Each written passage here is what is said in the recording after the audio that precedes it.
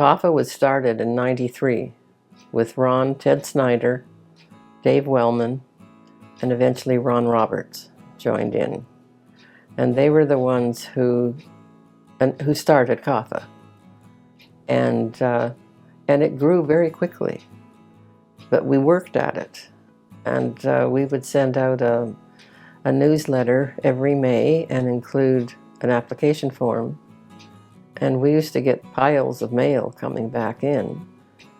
And it was just, then we did the barbecue, the beef barbecue, at the end of April every year. And we never had any trouble getting people to help because there was lots of people to choose from. And we took the kids fishing every summer at Deer Rock, usually 5 kids. And they were given a rod and reel and a little package of baits and stuff for them to keep. And I remember him telling me about two brothers. And the one, after he'd gotten his rod and reel, turned to his brother and he said, "Do we keep these?" And his brother said, "I think so." So they got, and then so they went and asked him, and "Oh yes, they're yours to keep." And I remember one time I went there and Fred Perry had a boat to take one of the kids out. And I said to him, "Well, if you get any pike, I wouldn't mind having a pike. I haven't had one for ages." So when his boat came in, I went down and I said, "Where's my pike?"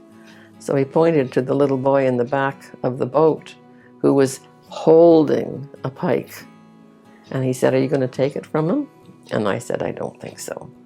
We couldn't get him to put that pike down in order to have his lunch, because we cooked bacon, fried potatoes, beans.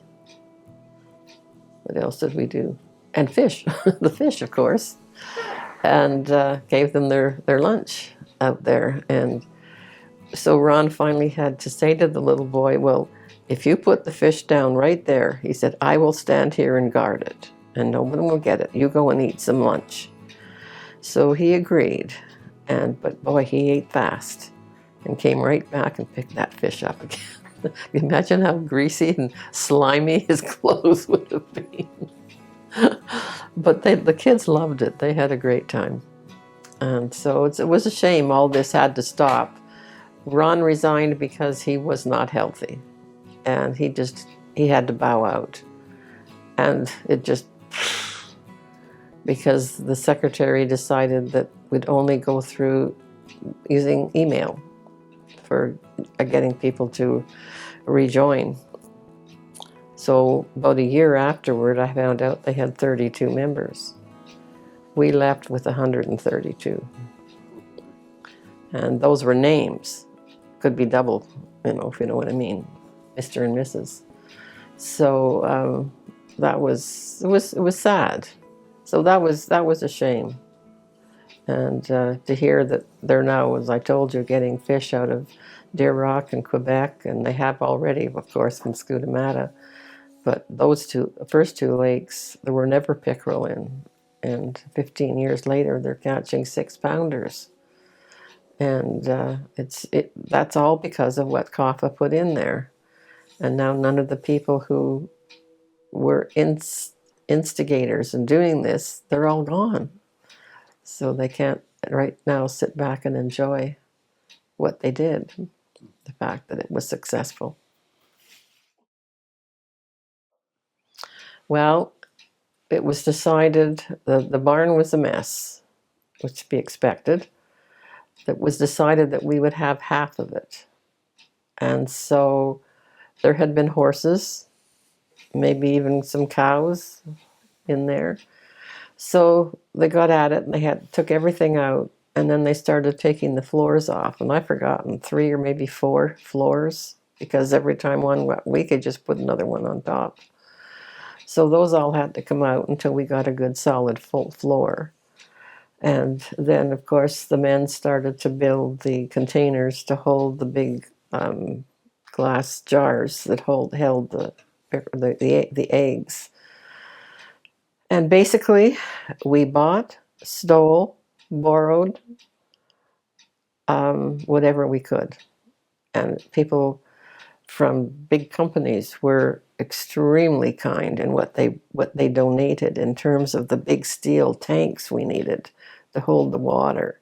And then we needed another one on the other side of the wall in the other part of the barn as a cooling tank. And then we had to have the big tank where the fry where the fry would go into when they hatched.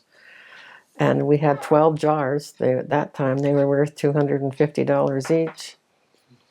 And so the eggs were gotten, for a while, it was at the, right behind, in Napanee, right behind the stores in downtown Napanee.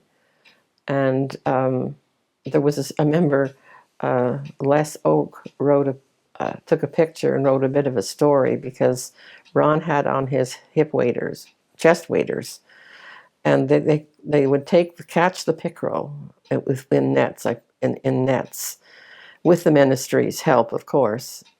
And then once they've taken the eggs, then they would put the fish back. And Ron couldn't get this one fish to come back, so he walked right out into the middle of the river with it, kept pushing it until finally it went, and it was okay. And then it got changed. Oh, isn't it terrible? I can't even remember. We went out onto some piers, docks. Oh, golly, I can't even remember exactly where we went. But the ministry was there at the same time getting their eggs as the same way as we got, and was arranged with a man. I don't even know how that got arranged, I'm sorry. But he would come in with the pickerel. And so the men would take the eggs, and then the pickerel immediately went back into the lake. And the eggs had to be very carefully handled.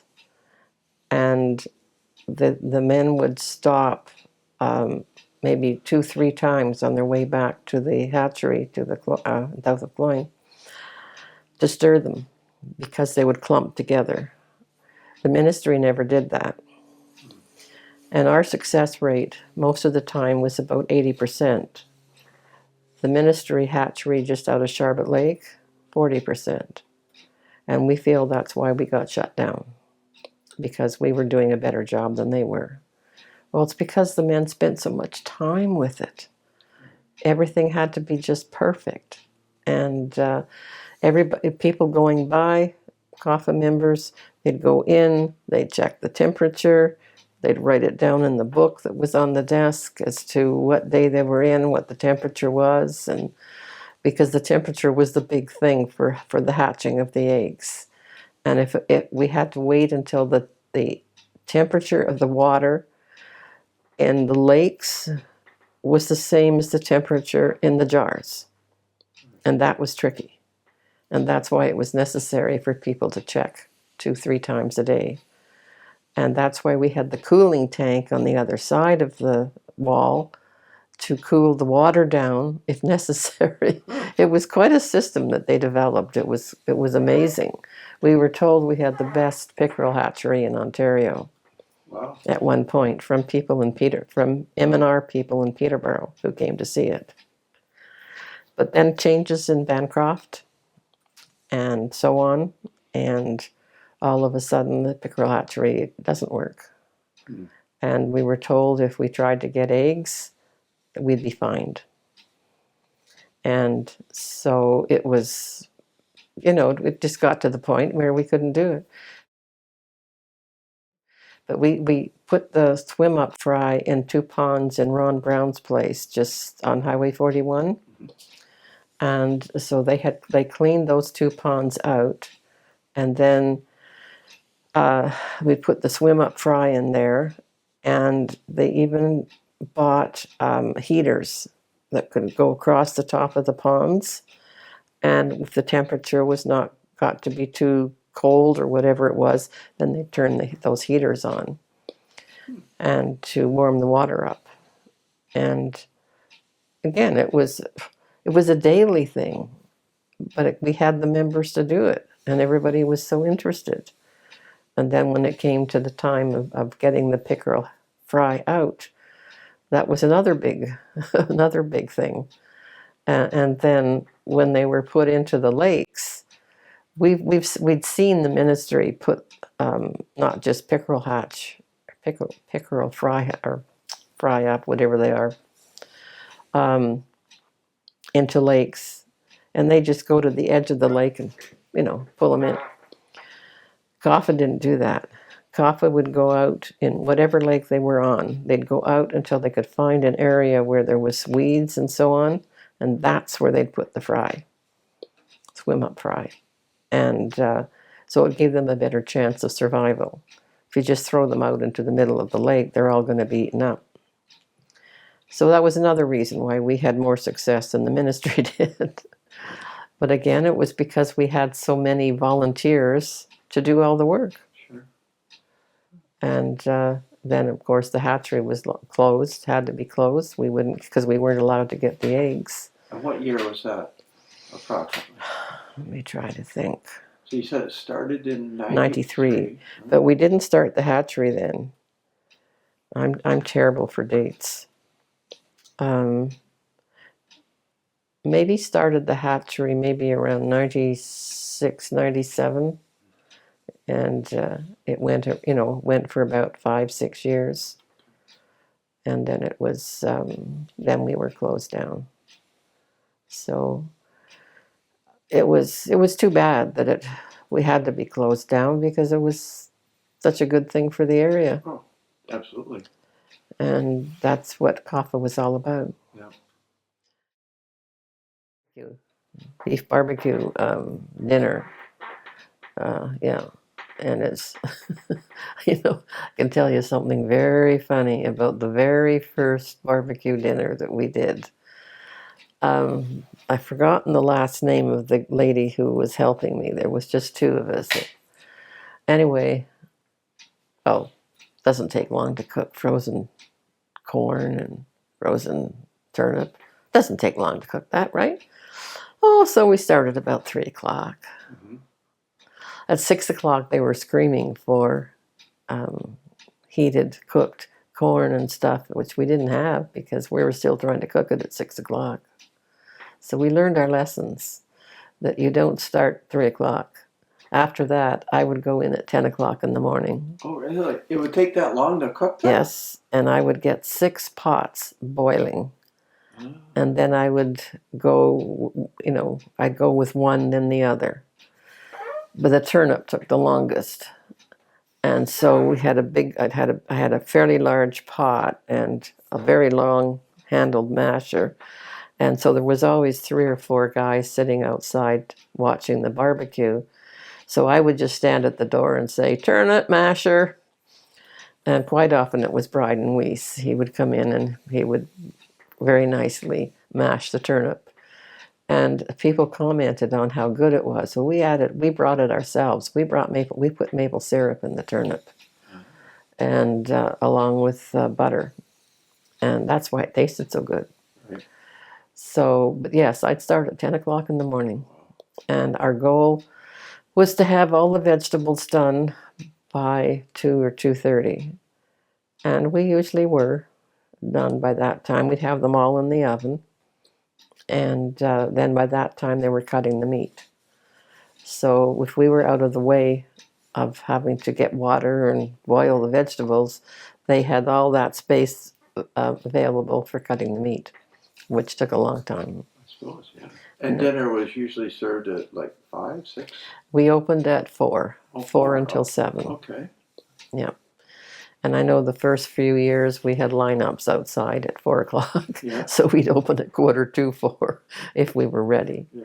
But it took a lot of people because, the tables had to be set up properly. And then we had that white material to go over the top. And you had to set up the table for the coffee and the tea and make sure they were going. And that could often be a problem. And then set up the dessert table. It took a lot of work to get it all done. Mm-hmm. And anyway, we made it work.